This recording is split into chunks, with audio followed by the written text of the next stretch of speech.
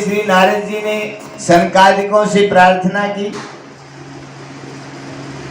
गुरुदेव इस कथा से कैसे कैसे पापी पार हो सकते हैं। सनकादिकों ने कहा, जिसका संसार में कोई न प्रायश्चित है और न कोई उपाय है, बड़े से बड़ा पापी भी इस कथा के श्रवण मात्र से पार हो सकता है। सनकादिकों ने कहा, जीवित मनुष्य की तो मैं बात क्या कहूं, मरे हुए बड़े बड़े प्रेत भी जो होते हैं वो भी इस कथा के सुनने मात्र से पार हो जाते हैं, उनका कल्याण हो जाता है। तो नारद जी ने कहा, तो महाराज कोई प्रसंग सुनाइए ना, ऐसा कौन सा प्रेत हुआ जो कथा के सुनने मात्र से पार हुआ। तो आइए कथा के समय को ध्यान देते हुए हम इस प्रसंग को एकाग्र भाव से सुनते हुए प्रभु के चरणों में समर्पित होते हैं। सनकादिक ऋषियों ने कहा, नारद जी सुनो, एक बार तुंगभद्रा नदी के किनारे एक आत्मदेव नाम के ब्राह्मण रहते थे। ब्राह्मण बड़े विद्वान थे, कर्मकांडी थे, कथावाचक थे। समय निकल रहा था, घर में प्रभु प्रसाद से एक पत्नी जिसका नाम है धुंधली। ब्राह्मण देवता तो सरल थे, सहज थे, विद्वान थे, लेकिन पत्नी महारानी विपरीत थी। जो काम कहती वो उल्टा करती, किसी भी काम के लिए कहो उल्टा ही चालती, उल्टा करती। अब उल्टे के लिए तो कोई उल्टा मंत्र ही काम करे तभी तो बात बने। लेकिन आत्मदेव ब्राह्मण प्रभु का प्रसाद मान करके, और जैसी भी है पत्नी है मेरी है, उसको स्वीकार करते ही गृहस्थी को चलाने लगे। और वैसे भी एक नरम हो और एक गरम हो तो गृहस्थी चल जाती है। एक सीधा चलने वाला हो, एक उल्टा चलने वाला हो तो कोई बात नहीं, गृहस्थी चल जाती है। लेकिन जब दोनों एक से हो जाते हैं तो बड़ी मुश्किल हो जाती है। इस प्रकार से गृहस्थी चलने लगी। समय निकला, बहुत समय निकल गया। एक बार आत्मदेव के मन में ग्लानि हुई कि मैं प्रभु का इतना भजन करता हूँ, इतनी पूजा करता हूँ, लेकिन फिर भी मेरे घर में एक गाय है, नहीं तो आज तक गाय ने प्रसव पीड़ा को सहन किया है। मेरे आंगन में एक वृक्ष लगा है, न उस वृक्ष ने कोई पुष्प और फल वगैरह दिए हैं। मेरे घर में पत्नी है, न मेरे घर में कोई संतान है। मेरा तो जीवन धिक्कार है, अभागा हूं। अपने आप में सोचने लगा, ऐसे जीवन का क्या जीना जिसका कर्म सार्थक ना हो। मरने का निश्चय करके वन गमन कर गए। एक तालाब के ऊपर पहुंचे, बहुत बड़ा तालाब है, गहन जंगल है, लेकिन थोड़ा भी अगर विवेक जीव में है तो विवेकी जीव जल्दी से आत्महत्या नहीं करता। तालाब के ऊपर बैठ करके सोचने लगे, कैसे मरूं, पेड़ से छलांग लगाऊं, मर जाऊं? नहीं नहीं, अगर हाथ पांव टूट गया और बच गया तो दुनिया तो मुझे जीने नहीं देगी। जैसा जीवन है वैसा भी नहीं बचेगा। तो तालाब में छलांग लगाऊं? नहीं नहीं, अगर यहां से भी किसी ने बचा लिया तो। अनेक प्रकार के उपाय सोचने लगा। जहर खाऊं? नहीं नहीं, गले में बहुत दिक्कत होती है, रुधन होता है, कष्ट होता है। फांसी खाऊं? उपाय अपने आप सोचते हैं, अपने आप मना कर देते, नहीं ये अच्छा, ये तरीका मरने का अच्छा नहीं। तो कैसे मरो? रोने लगे, मरने का रास्ता नजर नहीं आ रहा। वहीं पर बैठ करके रोने लगे। प्रभु कृपा से एक संत इधर से आए। एक ब्राह्मण देवता हरि का सुमरण करते करते आए। देखा एक ब्राह्मण देवता तालाब के किनारे एकांत निर्जन जंगल में बैठा रो रहा है। ब्राह्मण देवता ने, उस संत ने सोचा ये राम के लिए रो रहा है, हो सकता है बहुत लंबा भजन हो गया होगा, राम नहीं मिले होंगे, चलो मैं इसको कुछ समझाता हूं। जाकर के ब्राह्मण देवता के पास आए, पूछा क्यों रोते हो? पुत्र चाहिए। अरे राम राम राम राम, मैंने तो सोचा राम के लिए रो रहा, ये तो काम के लिए रो रहा। संत ने बहुत समझाया, देखो ब्राह्मण देवता, पुत्रों में कोई सुख नहीं है, छोड़ दो इस रोने धोने को, भगवान का भजन करो। ब्राह्मण देवता ने संत की बात को नकारते हुए कहा, तुम जैसे फक्कड़ महात्मा क्या जानो गृहस्थी का आनंद क्या होता है। जब घर में पुत्र होगा, पुत्र की किलकारियां होंगी, पुत्र को खिलाएंगे, पुत्र जवान होगा, पढ़ा लिखा करके उस बच्चे की शादी करेंगे, सुंदर सी बहू आएगी, बहू की पैजनियां पायल जो है आंगन में छनछनाएंगी, उसका आनंद आएगा। फिर घर में पोता होगा, वो छोटा सा पोता हम गोद में खिलाएंगे, वो पोता बार बार हमारी दाढ़ी को नोचेगा, बाबा बाबा कहेगा, हमें बार बार घोड़ा बनाएगा, हमें जो है आंगन में चलने के लिए कहेगा। ये प्यार, ये आनंद, ये दुलार, ये परिवार, तुम्हारे जैसे वितरागी संत इस आनंद को क्या जानो? तुम्हारा जीवन तो निरस है, अगर रस है तो गृहस्थी में है। संत ने कहा ब्राह्मण देवता ऐसा नहीं है। संत ने दो उदाहरण दिए, जिसके एक पुत्र था उसको भी सुख नहीं मिला, और जिसके हजारों पुत्र हुए उसको भी सुख नहीं मिला। ये संसार सुखों का घर नहीं, ये दुखों का घर है। ये सुखालय नहीं, ये दुखालय है। औषधालय में जाएंगे औषधि मिलेगी, विद्यालय में जाएंगे विद्या मिलेगी, दुखालय में जाएंगे तो दुख मिलेगा। सुख कहां से मिलेगा? ठीक है, हम जहां पर जाएंगे वही तो मिलेगा। देवालय में जाएंगे भगवान के दर्शन होंगे, किसी पुस्तकालय में जाएंगे पुस्तकें मिलेंगी, तो दुखालय में आए हैं तो दुख ही तो मिलेंगे। संत ने कहा महाराजा अंग के एक पुत्र था जिसका वैन, ये प्रसंग आपको बाद में सुनाए जाएंगे। वैन दुष्ट था। महाराजा अंग चक्रवर्ती सम्राट होते हुए भी अपने पुत्र को राज दे करके मजबूरन जंगल में चला गया कि ऐसे दुष्ट पुत्र से तो छुटकारा मिले तो अच्छा। पुत्र विरह में रोते रोते जंगल में चले गए, सुख नहीं मिला। महाराजा सगर जिसके 60,000 पुत्र थे, लेकिन उनके कुकर्म के कारण ब्राह्मण की एक दृष्टि से जलकर भस्म हो गए। महाराजा सगर को भी पुत्रों का कोई सुख नहीं मिला। संत ने कहा इस संसार में सुख नहीं है, भगवान का भजन करो। ब्राह्मण देवता तो अपने संकल्प पर अड़े हुए थे, नहीं देना चाहते हो तो पुत्र दो, ज्ञान नहीं। ज्ञान तो मैं भी कथाओं में बहुत देता हूं, इसलिए मुझे पुत्र चाहिए। अगर पुत्र नहीं दोगे तो तुम समर्थ हो, इसलिए मैं ब्राह्मण हूं। आपके सामने, आपके देखते देखते मैं अपनी दैहिक लीला को समाप्त कर दूंगा, और ये ब्रह्म हत्या का पाप आपके माथे मढ़ा जाएगा। संत घबराए, रे राम राम राम, अच्छा भला भजन चल रहा था, ये कहां से मिल गई? सोचा ये उपहार में ब्रह्म हत्या और मिलेगी।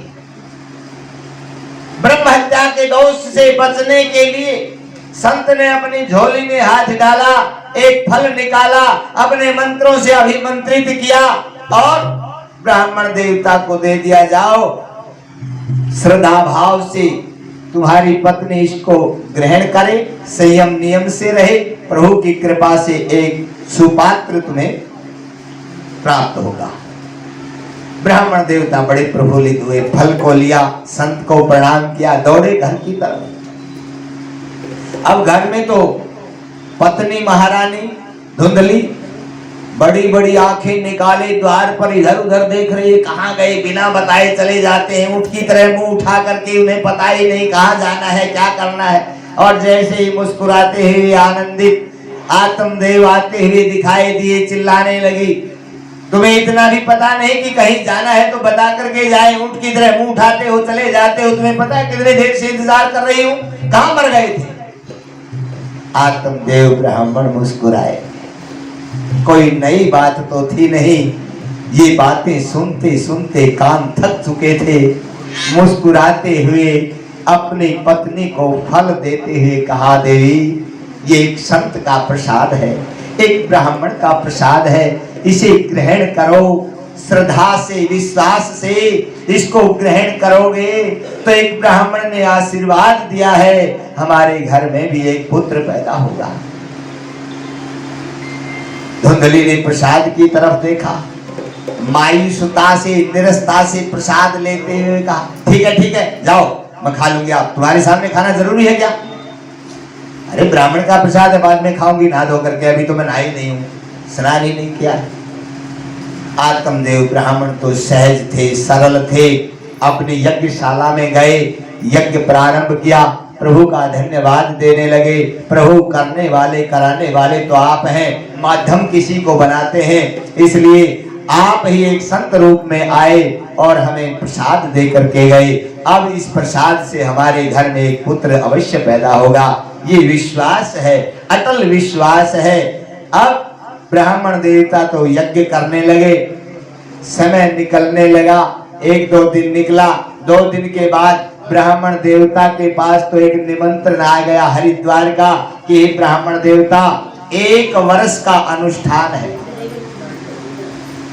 1 वर्ष तक यज्ञ करना है हरिद्वार में।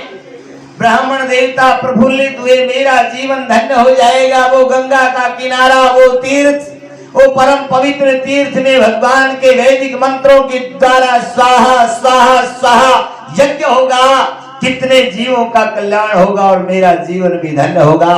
यज्ञ की स्वीकृति की, 1 वर्ष के यज्ञ के लिए हरिद्वार की तरफ चल पड़े। इधर धुंधली की एक बहन है, मिलने के लिए आई, बहन से पूछा, मेरी बहन हर समय आमोद प्रमोद में हंसने खेलने वाली, किलकारियां मारने वाली, स्वच्छंद विचरण करने वाली, आज उदास कैसे? धुंधली ने कहा, क्या बताऊं बहन, तेरा जीजा पता नहीं एक बीमारी उठा लाया, क्या कि पता नहीं कि संत महात्मा ने ये एक फल दे दिया, उसने कहा कि ये फल खाओ संतान हो जाएगी। लेकिन बहन, क्या फल से भी संतान होती है? बहन ने कहा, बात जचने वाली तो नहीं है, फल तो सभी हर रोज खाते हैं, लेकिन फिर भी कुछ न कुछ तो जरूर होगा। हमारे जीजा जी भी झूठ बोलने वाले तो नहीं है, इतना तो यकीन है। देखो दुष्ट चाहे कितना भी हो, लेकिन ये संसार शीशा है, जैसा पुरुष होता है ये दुनिया पहचान लेती है कि पुरुष या स्त्री कैसी है, बिना बताए पता लग जाता है। और वैसे भी कुछ लक्षण ऐसे होते हैं, खैर खून खांसी खुशी बैर प्रीत मदपान, ये छुपाए ना छुपे जाने सकल जहां, कोई न कोई लक्षण चेहरे के ऊपर आ जाता है। अब धुंधली ने कहा, तो बहन अब मैं ये फल अगर खाऊं, हो सकता है गर्भ धारण करना पड़े, और गर्भ धारण करूंगी तो उसका पेट बढ़ जाएगा, उदर बड़ा हो जाएगा, और जैसे ही उदर बड़ा हो जाएगा तो शरीर की सारी सुंदरता नष्ट हो जाएगी। मेरा तो मचलना कूदना खेलना नाचना इधर उधर घूमना फिरना पार्टियों में जाना सब मौज मस्ती बंद हो जाएगी। और फिर गर्भस्थ अवस्था में तो अनेकानेक परहेज भी करने हैं। अब ये खट्टा नहीं खाना, ये मीठा नहीं खाना, ज्यादा तला हुआ नहीं खाना, ज्यादा मिर्ची नहीं खानी। अब ये चाउमीन पकोड़े कहां से आप कैसे खा पाओगे? ये बर्गर तो धरे के धरे रह जाएंगे। अब इसमें लाभ कौन सा है? शरीर की सुंदरता नष्ट हो जाएगी, खाना पीना बंद हो जाएगा, नाचना कूदना स्वच्छंद विचरण करना सब बंद हो जाएगा, अनेकानेक संयम नियम निभाने पड़ेंगे। और बहन एक बात और, क्या मैंने सुना है प्रसव पीड़ा तो इतनी वेदना होती है कि प्राण भी निकल सकते हैं, मर भी सकता है। कहते हैं दूसरा जन्म होता है प्रसव पीड़ा के समय। अगर प्राण निकल गए तो मेरा क्या होगा? इतना कह करके धुंधली ने कहा मैं फल नहीं खाऊंगी। ऐसे फल में तो कोई भी गुण ना हो। धुंधली की बहन कोई कम थोड़ी थी, वो भी धुंधली की बहन थी। धुंधली की बहन ने झट से उपाय बताया। बहन घबराने की बात नहीं है, मैं एक उपाय बताती हूँ। क्या? मेरे 10 बच्चे पहले हैं, 11वां बच्चा मेरे उदर में पल रहा है, 3 महीने का गर्भ मेरे पेट में है। इस प्रकार से आपके पास तो धन बहुत है, क्योंकि जीजा जी हर रोज माल बटोर बटोर करके लाते हैं। आपके कोई खाने वाला नहीं और हमारे कोई खिलाने वाला नहीं। हमारे बच्चे दिगंबर घूमते हैं, न खाने के लिए रोटी है, न पहनने के लिए वस्त्र है। इसलिए आप हमें धन दे दो और मैं आपको बच्चा दे दूंगी। सौदा हो गया। धुंधली ने कोई धन कमाया थोड़ी था, उसे क्या पता पैसा कितनी कठिनाई से और कितनी मेहनत करके कमाया जाता है। धुंधली ने तो झट से हाँ कर दी, कोई बात नहीं बहन, धन जितना चाहिए, धन की कोई कमी नहीं, जितना चाहिए ले जाना, लेकिन ये बच्चा मुझे दे देना। अब दोनों में सौदेबाजी हुई। ब्राह्मण देवता यज्ञ के लिए गए हुए थे, तो धुंधली ने अपनी बहन को वहीं पर रख लिया। धुंधली की बहन ने कहा ये फल इस गाय को खिला दो, उस संत के आशीर्वाद का भी पता लग जाएगा कि इस फल में कितना चमत्कार है। क्योंकि आजकल गौ ने भी प्रसव पीड़ा को सहन नहीं किया है।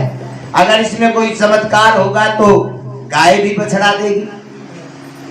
अब उस फल की परीक्षा के लिए, एक ब्राह्मण के आशीर्वाद की परीक्षा के लिए वो फल उठाया और गाय को खिला दिया। समय आया, गाय भी गर्भवती हुई और समय आकर के, समय पाकर के धुंधली की बहन के गर्भ से भी एक लड़के ने जन्म लिया, एक पुत्र ने जन्म लिया। आत्मदेव ब्राह्मण के पास संदेश भेज दिया गया कि ब्राह्मण देवता प्रभु की कृपा से आपके घर में एक पुत्र ने जन्म लिया है। आत्मदेव ब्राह्मण बड़े प्रसन्न हुए, यज्ञ करने लगे। एक एक दिन महीनों के समान निकलने लगा, कब यज्ञ पूर्ण हो और कब मैं जाकर के अपने पुत्र के दर्शन करूं। अब यज्ञ तो 1 वर्ष का था, अभी तो 9 महीने निकले, 3 महीने बाकी। हर रोज प्रभु का धन्यवाद करते हैं, यज्ञ कर्म चल रहा है। कुछ दिन के बाद पुनः दोबारा संदेश गया कि ब्राह्मण देवता तुम्हारे घर में जो गाय थी, उस गाय के गर्भ से भी गाय जैसे कानों वाला एक लड़का पैदा हुआ है। अब तो आत्मदेव की प्रसन्नता का कोई ठिकाना नहीं रहा, उसकी खुशी का, आनंद का कोई ठिकाना नहीं रहा। झूमने लगा, नाचने लगा। वारे परमात्मा, जब देते हो छप्पर फाड़ करके देते हो, कहां तक धन्यवाद करूं। 1 महीना यज्ञ का और बचा है। आत्मदेव अपने 2 पुत्रों से मिलने के लिए लालायित है, परमात्मा का धन्यवाद करता है। और जिस प्रकार से यज्ञ का समय पूर्ण होने को आया, यज्ञ की पूर्णाहुति हुई, दक्षिणा लेकर के आत्मदेव ब्राह्मण घर की तरफ आए। पता चला, आनंदित हुए, अब 2 बच्चे घर में पैदा हुए हैं। मैं एक ब्राह्मण हूँ, विद्वान ब्राह्मणों को एकत्रित किया। मेरे घर में मंगलाचरण होगा, स्वस्ति पाठ होगा, शांति पाठ होगा। तो आज मैं आनंद के साथ जो है उत्सव मनाऊंगा। तो आइए, आत्मदेव ब्राह्मण ने विद्वान ब्राह्मणों को एकत्रित किया है। आत्मदेव ब्राह्मण के घर में एक बहुत बड़ा उत्सव मनाया जा रहा है, काफी वर्षों के इंतजार के बाद। आइए। प्रभु तेरी महिमा जो भी गाए, प्रभु तेरी महिमा जो भी गाए, उसकी कट जाए 84। जाओ तेरा ध्यान हर कोई रखे, चाहे गृहस्थी हो या सन्यासी, मावस हो चाहे हो पूर्णमासी, जाओ मावस हो चाहे हो पूर्णमासी, तेरी पूजा होवे पारमासी। ओए बंदे तू कर मालिक का ध्यान, तेरी अखियां है दर्शन को प्यासी। बोले वृंदावन बिहारी लाल की जय। जगत की बिगड़ी बनाने वाले हो, जगत की बिगड़ी बनाने वाले हो, दुखियों के दुख को मिटाने वाले हो, दुखियों के दुख को मिटाने वाले हो, जगत की बिगड़ी बनाने वाले हो, जगत की बनाने वाले हो, दुखियों के दुख को मिटाने वाले हो, दुखियों के दुख को मिटाने वाले हो। भीड़ जब जब भी पड़ी तेरे भगत पर, भीड़ जब भी पड़ी तेरे क्या बात है, हाथों पर, भीड़ जब जब भी पड़ी तेरे भगत पर, नंगे पाँव चल के आने वाले हो, नंगे पाँव चल के आने वाले हो, दुखियों के दुख को मिटाने वाले हो, दुखियों के दुख को मिटाने वाले हो, जगत की बिगड़ी बनाने वाले हो, जगत की की बिगड़ी बनाने वाले हो, बेर खाए भिलनी के शौक से, बेर खाए बिल्ली के बड़े शौक से, बेर खाए भिलनी के शौक से, प्यार का बंधन निभाने वाले हो, प्यार का बंधन निभाने वाले हो, दुखियों के दुख को मिटाने वाले हो, दुखियों के दुख को मिटाने वाले हो,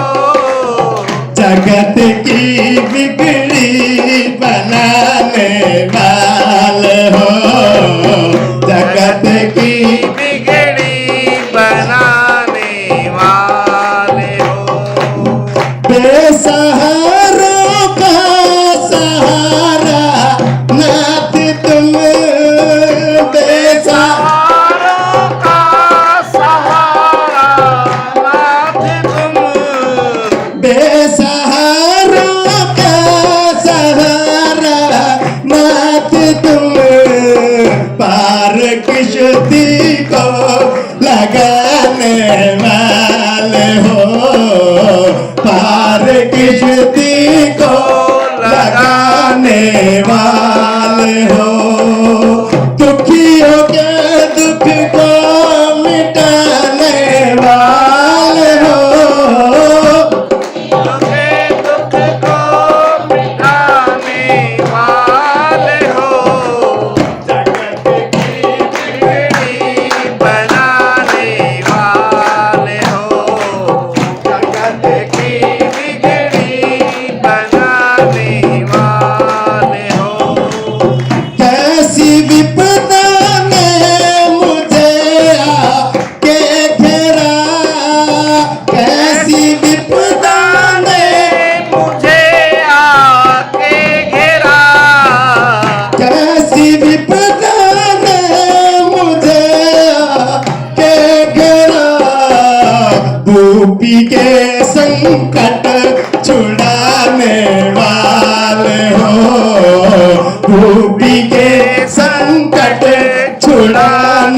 वाले हो। मिटाने वाले हो, दुखियों के दुख को मिटाने वाले हो, जगत के दुखड़ों को धोने वाले हो, जगत के दुखड़ों को मिटाने वाले हो, जगत के